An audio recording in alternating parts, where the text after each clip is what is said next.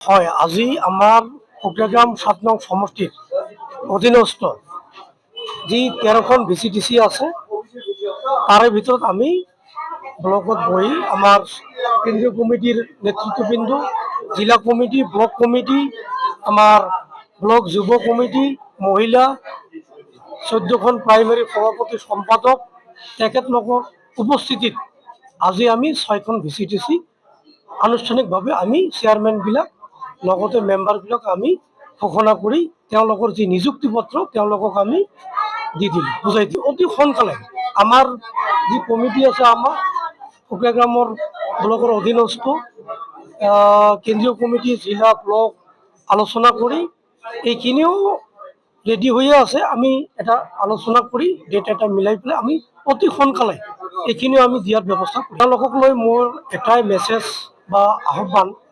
তেওঁলোকে যি আজি দায়িত্ব পালে, নতুন যি দায়িত্ব পালে,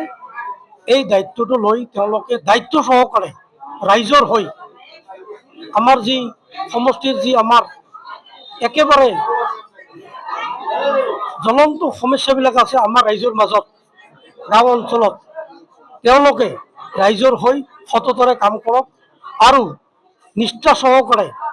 যিখিনি কাম আছে ৰাইজৰ হকে কাম কৰক, তাৰে মই আহ্বান জনাইছোঁ আৰু অভিনন্দনো দিছোঁ।